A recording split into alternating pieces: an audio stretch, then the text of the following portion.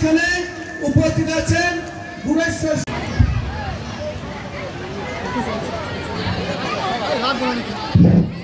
কেন্দ্রীয় কমিটির প্রাক্তন সভাপতি সুশীল দাস মহাশয়। আমাদের ত্রিপুরাতে আজকে 60 বছরে আমাদের ত্রিপুরায় যে বিগত 25 বছরের একটা সরকার সিপিআইএম এর সরকার, সিপিআইএম পার্টিকে 25 বছরের এই ত্রিপুরা থেকে বিদায় দিয়েছি আমরাই। এবং আজকে ত্রিপুরাতে মানুষ যেভাবে নিজের মৌলিক অধিকার পাচ্ছে আমাদের সরকারের নেতৃত্বে এবং আমাদের রাজ্য সরকারের মাধ্যমে ত্রিপুরার মানুষ আজকে সুন্দরভাবে বসবাস করছে।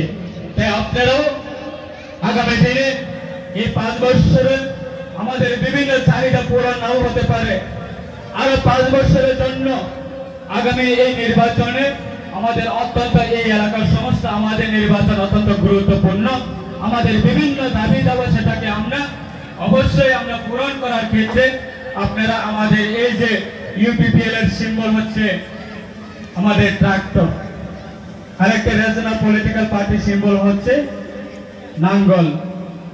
আজকে যুগে আজকে দিনে সাধারণ রেগা যারা কাজ করেন তাদের হাতেও অ্যান্ড্রয়েড মোবাইল পৌঁছে গেছে। ওই পুরানা জামানায় মানুষ এখন বসবাস করে না।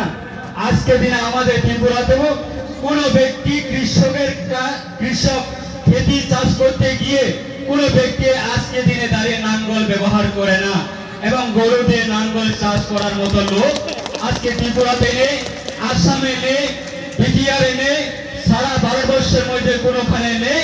কেন? আজকে মডার্ন যুগ, আজকে ডিজিটালাইজেশন হচ্ছে, মানুষ মেশিনারির মাধ্যমে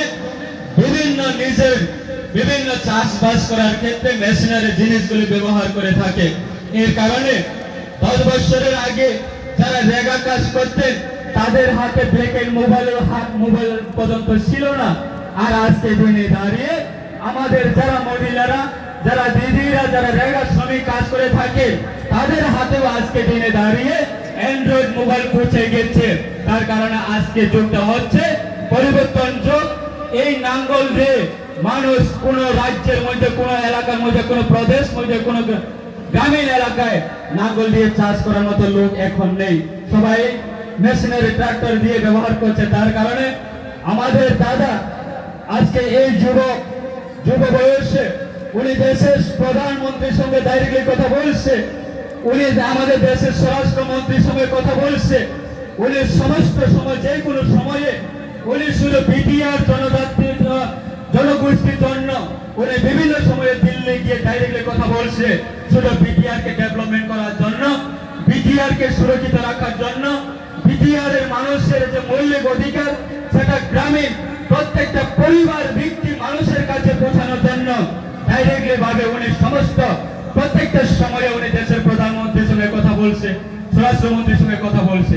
তাই আপনাদের সৌভাগ্য, আপনাদের এমন এলাকায় যে আমাদের বিটিআর এর আমাদের যুব এসের একজন আমাদের ডাইনামিক আমাদের অনারেবল চিফ এক্সিকিউটিভ মেম্বার রয়েছে, ওই বুড়া লোকের বয়সের সঙ্গে তুলনা দিয়ে আমাদের বিটিআর কে আগামী দিনে এগিয়ে নিয়ে যাওয়ার জন্য কোন দিনে তাদের চিন্তা থাকবে না।